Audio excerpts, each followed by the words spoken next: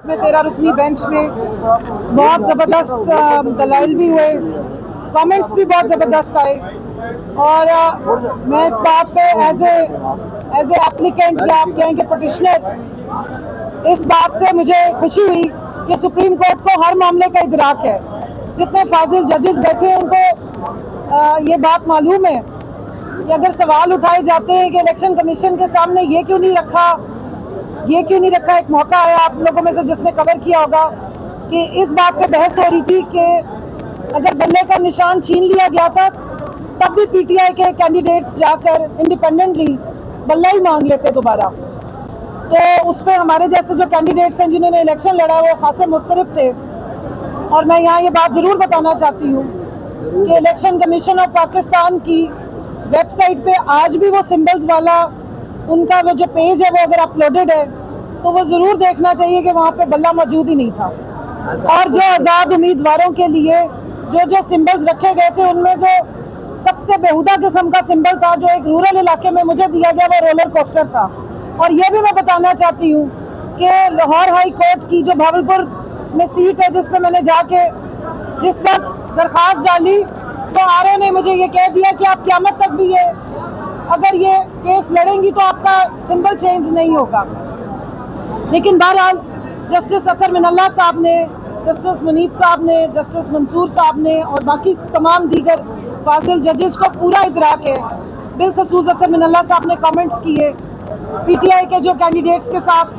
जो सलूक होता रहा पूरे इलेक्शन में उसका आज एक रीकैप हुआ तो हम थोड़ा सा दिली तौर पे आज दुखी भी हैं। लेकिन ज़रूरत इस बात की है कि इलेक्शन कमीशन के रोल को ज़रूर आइडेंटिफाई करना चाहिए। उसके मुख्तलिफ नोटिफिकेशंस का रिव्यू किया गया है और आगे भी होगा। और मुझे पूरा यकीन है कि इलेक्शन कमीशन का जो रोल इस पूरे इलेक्शन में रहा है, जो 8 फरवरी को 2024 से पहले और 8 फरवरी 2024 के बाद उसको ये सुप्रीम कोर्ट ज़रूर देखेगी। यहाँ मैं ये ज़रूर बताना चाहूँगी कि सुन्नी इत्तेहाद काउंसिल को election commission of Pakistan notification जारी कर चुकी है कि ये एक पार्लियामेंट्री पार्टी है और सुन्नी इत्तेहाद काउंसिल एक political registered listed political party भी है। सो इस पर यह देखना बहुत ज़रूरी है कि तमाम पॉलिटिकल पार्टी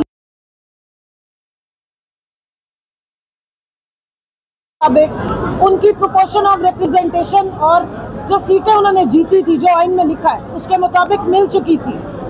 लेकिन सुन्नी इत्तेहाद काउंसिल के लेटर लिखने के बावजूद मैटर को पेंडिंग रखा गया और कुछ अरसे के बाद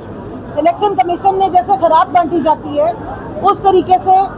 जो हमारी सीट्स बनती थी, सुन्नी इत्तेहाद काउंसिल की सीट्स बनती थी, यानी कि जो कैंडिडेट्स की ज्वाइनिंग के बाद बनती थी, वो भी रेवड़ियों की तरह अपनी मनपसंद जो उनकी फेवरेट लाडलों की जमातें हैं, पीडीएम की जमातें, उनमें बांट दी। सो अब इस मैटर क्योंकि सब जुडिस है और मैं भी इसमें पटिशनर हूँ तो मैं ये ज़रूर कहूँगी कि आइन में कुछ जगहों पर हमें ऐसा लगता है कि लकूनाज मौजूद हैं जिसमें डेफिनेशन की या मज़ीद उसको बेहतर करने की ज़रूरत है असम्बली के थ्रू। लेकिन जहाँ तक आइन की कस्टोडियनशिप की बात है उसके लिए आइन में मुकम्मल डायरेक्शन मौजूद है। मौजूदा हालात में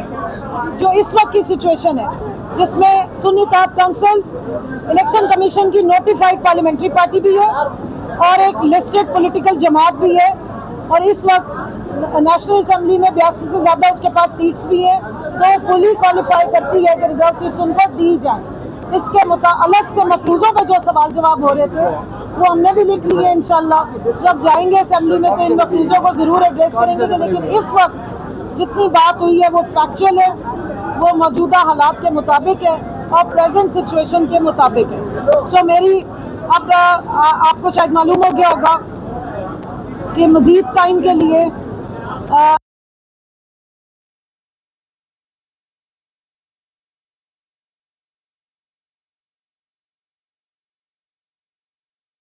और उसके बाद हमारे जो सलमान अकरम राजा साहब है, बैरिस्टर साहब, वो भी आर्गूमेंट करेंगे और बाद में जो है वो इलेक्शन कमीशन जितने सवालात उस पर फाजिल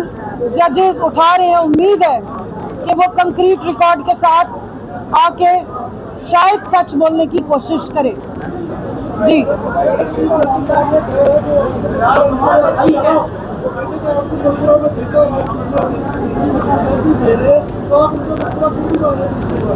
मशवरा मान लिया, लेकिन थोड़ा सा मशवरा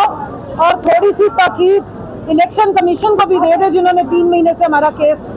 काबू किया है, जिनको एक घंटे में वो लोगों के नोटिफिकेशन निकालते हैं और हमारे 3 महीने में भी नहीं निकाले। एक चीज मैं यहाँ बता दूं, 13 जनवरी को जब हमारा बल्ला छीना गया था, तो ये ज़हन में रखें। आइए आ जाए, मैं इतना जरूर बताऊंगी कि 13 जनवरी की रात को जब बल्ला चला गया, तो बतौर खवातीन के राइट्स के हर पॉलिटिकल पार्टी के ऊपर ये एप्लीकेशन होती है कि अगर उसने अपना सिंबल कंटिन्यू करना है तो 5% खवातीन को कंटेस्ट करने के लिए डायरेक्ट इलेक्शन की सीटें खवातीन को दी जाती हैं। बल्ला छीनने के साथ साथ हमारी खवातीन से वो 5% डायरेक्ट इलेक्शन कंटेस्ट करने का राइट भी छीन लिया गया था। रिजर्व सीट्स तो हमारी छीनी गई थी। 5% हमारा जो कोटा था खवातीन को डायरेक्ट इलेक्शन में सीट्स की एलोकेशन का पूरे पाकिस्तान से, वो भी छीन लिया गया था।